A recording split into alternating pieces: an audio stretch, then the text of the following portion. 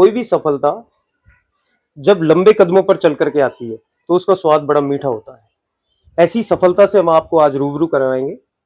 ये सफलता मिली है मेडिकल कॉलेज में एंट्रेंस को लेकर के, जो हाल ही नीट के परिणाम आए हैं।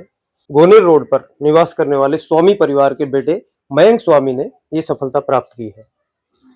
मयंक, स्वागत है आपका। आपको बधाइयाँ नीट क्लियरेंस के लिए। आप बताइए किस तरह से आपने मेहनत की है इसके लिए।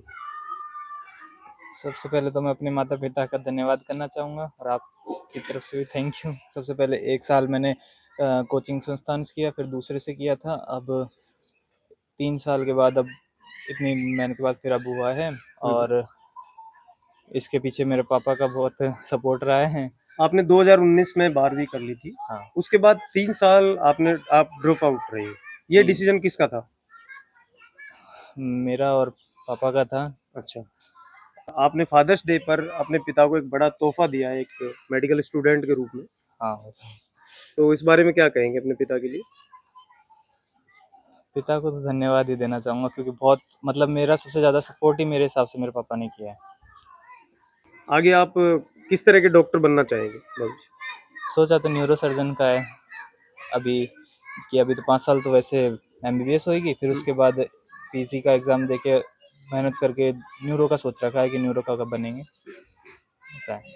अच्छा, आपने नीट ऑल इंडिया रैंकिंग में कौन सी रैंक आपको मिली है? ऑल इंडिया में मेरे को 17,068वीं रैंक मिली है और कैटेगरी रैंक में मुझे 7,058वीं रैंक आई है। अच्छा, तो क्या आप आश्वस्त हैं कि आपको गवर्नमेंट सीट मिल जाएगी? हाँ, बिल्कुल आश्वस्त है। राजस्थान के लिए थोड़ा डाउट है, पर इंडिया में तो मिल ही जाएगी। अच्छा। हुँ। आपकी तैयारी के पीछे किस तरह के सिद्धांत रहे आपके? आपने किस तरह से तैयारी की? रेगुलर स्टडी बहुत इम्पोर्टेंट होती है इसके लिए। अ, जैसे रेगुलर स्टडी और नियमित प्रश्न सॉल्व करते रहना, जिससे कि आप डेली एक तो टाइम शेड्यूलमेंट बैठ जाए आपका कि पेपर को आपको किस तरीके से अटेम्प्ट करना है। हुँ, हुँ। जैसे 3 घंटा और 20 मिनट मिलता है हमको, और पेपर क्वेश्चन होते हैं 200, तो लगभग सेम टाइम होता है और सेम पर्सन होते हैं। लेकिन हर एक सब्जेक्ट में सेम टाइम देना ये इम्पोर्टेंट नहीं है। जैसे अब 50 क्वेश्चन फिजिक्स में है, तो हम 50 क्वेश्चन फिजिक्स में नहीं देना चाह सकते, क्योंकि उसके लिए ज़्यादा समय चाहिए। तो अच्छा। बायो में से उसको निकालना पड़ता है, तो इसके लिए पहले से प्रैक्टिस चाहिए। हुँ, तो हुँ। हमको डेली बैठ के हमको बायो में थोड़ा फास्ट मेहनत करके हमको उसकी एफिशिएंसी और स्पीड दोनों बढ़ानी पड़ती है। हुँ, इसके लिए रेगुलर पढ़ना पड़ता है। तो अच्छा। रेगुलर स्टडी के लिए, सेल्फ स्टडी के लिए 4 घंटे, बाकी आप कैसे भी पढ़ो वो अलग होता है, पर हुँ, हुँ। 4 घंटे डेली तो आपको सेल्फ स्टडी में देने ही पड़ते हैं, खुद से बैठ के पढ़ने के लिए, अच्छा। ऐसा है। अच्छा, कुछ बच्चे इस दौरान तैयारी के दौरान निराश हो जाते हैं या अवसाद में चले जाते हैं। तो क्या वजह रहती है इसके पीछे कि उन पे ऐसा प्रेशर रहता है? हाँ, ये काफ़ी बच्चे हैं जो मतलब रेगुलर स्टडी करते हुए और बहुत ज़्यादा प्रेशराइज़ हो जाते हैं। कोई करता नहीं है, लेकिन खुद से ही हो जाते हैं कि हमको इतना टाइम हो गया है, खासकर रिपीटर्स। अच्छा। क्योंकि 12th पे इतना प्रेशर नहीं होता, लेकिन जो रिपीटर्स होते हैं उनको बहुत प्रेशराइज़ होता है उन पे कि इस बार नहीं हुआ तो क्या होगा, ऐसा। तो उनके लिए ऐसा है कि उनको रेगुलर पढ़ते रहना चाहिए, साथ ही हुँ, हुँ। कुछ मस्ती वगैरह ऐसे नॉर्मल नॉर्मल मतलब घूमना फिरना, ऐसे ऐसे नहीं कि डेली पढ़ाई और 24 घंटे पढ़ाई। अच्छा। ये बहुत ख़राब है, क्योंकि इससे प्रेशर बढ़ता ही जाता है। अच्छा। और वैसे भी जैसे अब थोड़ा बहुत बायो पढ़ी है, तो इससे पता है कि रेगुलर अगर एक ही काम करते हैं तो एक ही तरह के हार्मोन जनरेट होते हैं। बिल्कुल। तो जैसे हम रेगुलर स्टडी करते रहेंगे, स्ट्रेस का काम करते रहेंगे, तो हमें स्ट्रेस वाले हार्मोन ही जरते रहते हैं। हुँ, हुँ। इस वजह से स्ट्रेस बढ़ता ही जाता है। अगर आप थोड़ी देर के लिए हँसोगे, खेलोगे, तो लेवल कम हो जाते हैं, जिससे आपकी दिमागी में फ्रीनेस आ जाती है, हुँ, इतनी हुँ। टेंशन नहीं रहती है। तो आपको रेगुलर खेलते या हँसते हुए रहना चाहिए। ऐसे मज़ाक करने में कोई बुरी बात तो है नहीं, पर नॉर्मल चिल रहना चाहिए। अच्छा। ऐसा। और आप भी 3 साल आपने लगातार मेहनत की है, हुँ। तो आप खुद भी प्रेशर में रहे होंगे किसी तरह के। हाँ, तो बिल्कुल। आपने इसको कैसे कंट्रोल किया? प्रेशर में तो रहे थे, और इसके लिए सुबह-सुबह योगा तो किया था। पर अच्छा। ये होता है, कोशिश कर सभी करते हैं कि सुबह-सुबह उठ के 5-10 मिनट योगा करते हैं। तो हम भी योगा किए थे, पर शेड्यूल बैठता नहीं है। हुँ, हुँ। तो मेरे दोस्त अच्छे थे, तो हम उनके साथ थोड़ा घुल-मिल के ऐसे खेलते रहते थे। थोड़ा बाहर आउटडोर गेम भी खेले थे हम। हुँ, हुँ। जैसे जैसे मालधाड़ी और ऐसे नॉर्मल सितोलिया वगैरह गेम वहाँ पे खेलते थे, अच्छा। जिससे थोड़ा बॉडी अच्छी फ्लेक्सिबल रहे। और योगा तो करना ही चाहिए। जैसे आपके मानो ज़्यादा ही स्ट्रेस हो गया हो ना, तो उस दिन आपको लगभग 7 दिन तक तो करना चाहिए, जिससे दिमाग का वापस से लेवल में आ जाता है। अच्छा। 3 साल में मेरे भी काफ़ी प्रेशर रहा था, तो उस समय फिर मैंने योगा वोगा ट्राई किया था। फैमिली से आप अपनी बातों को रेगुलर शेयर करते रहना चाहिए, चाहे किसी भी तरीके की बात हो, हम्म। कोई सी भी बात हो, आपको रेगुलर फैमिली, फ्रेंड्स और टीचर्स इनको बताना ही चाहिए। जैसे डॉक्टर से आप बीमारी छिपा नहीं सकते, वैसे ही अपनी बातों को फैमिली से ज़रूर बताएं, क्योंकि आपकी सबसे ज़्यादा सपोर्ट ही फैमिली करती है। हम्म। बाकी तो करते ही हैं, जैसे फ्रेंड्स भी करते हैं, पर फैमिली सबसे ज़्यादा सपोर्ट करेगी आपका। अच्छा, भविष्य में जैसे तैयारी करेंगे उनके लिए आप क्या कहना चाहेंगे? अब जो न्यू नीट एस्पिरेंट हैं, उनको ये बात बहुत इम्पोर्टेंट है कि आपको मेन बेस एनसीईआरटी ही रखना है।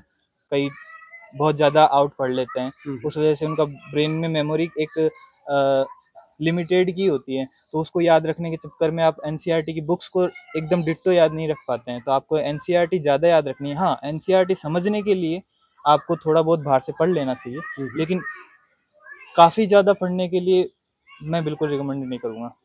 मैं बिल्कुल नहीं सलाह दूँगा कि आप बाहर से ज़्यादा पढ़ो। अच्छा। आप केवल एनसीईआरटी और एनसीईआरटी से बेस्ड क्वेश्चन ही सॉल्व करें, जिससे सफिशिएंट है, इतना काफ़ी है। हमारे साथ मयंक के पिता ख्यालीराम स्वामी जी भी हैं। स्वामी जी, आपको बधाई। बहुत बहुत धन्यवाद। आप बताइए कि किस तरह से आपने बच्चे को प्रेरित किया अपने इस तैयारी के लिए? बच्चे से आगे के भविष्य के लिए बातचीत करी कि हमें क्या करना चाहिए। तो मैंने और बच्चे ने मिलके तय किया कि भाई किस तरीके से हम आगे क्या करना चाहिए। तो तय ये किया कि हम ये नीट करा लेते हैं। तो नीट के प्रयास 1 और 2 के लिए हम तैयार थे। ज़्यादा से ज़्यादा 2 अटेम्प्ट तक हम तैयार थे, क्योंकि इतना ही खर्चा इस्तेमाल कर सकते, मतलब दे सकते थे हम बच्चों को। तो क्योंकि 3 बच्चे हैं मेरे, तीनों बच्चों में से अब तीनों की बराबर पढ़ाई चल रही है, अभी तीनों ही कॉलेज में हैं, 12वीं क्लास स्कूल पास हो चुके हैं। तो ऐसी स्थिति में मैंने क्या किया कि बच्चे से बात की, भाई अपन 2 प्रयास करके देख लेते हैं, अगर 2 में हो जाता है तो वेल एंड गुड, नहीं तो फिर से बीएससी या आगे कोशिश काम करेंगे, आगे की पढ़ाई जारी रखेंगे। तो इसने भी मान लिया, और पहले साल में इसने यहाँ जयपुर से ही, चूँकि यहीं रहते हैं हम जयपुर में, तो संयोगवश कोरोना आ गया और इसकी पढ़ाई ज़्यादा नहीं हो पाई। तो बीच में इसने घर आ गया, कोचिंग बंद हो गई, तो पहले साल का हमारा बेकार चला गया पूरा पूरा, और ज़्यादा स्कोर नहीं बन पड़ा, 458 या कुछ नंबर आया इसको, मुझे ऐसा है। फिर दूसरे साल हमने तय किया कोई बात नहीं भाई, ये तो सबके साथ था, तो इसको कहा कि भाई अब बताइए क्या करें। तो इसने कहा कि पापा मेरे कुछ दोस्त हैं जो कहीं दूसरी जगह जाके भी कोचिंग कर सकते हैं या अलग तरीके से तैयारी करते हैं कमरे पे रह के। तो इसने यहाँ से जाके सीकर में तैयारी करना शुरू किया।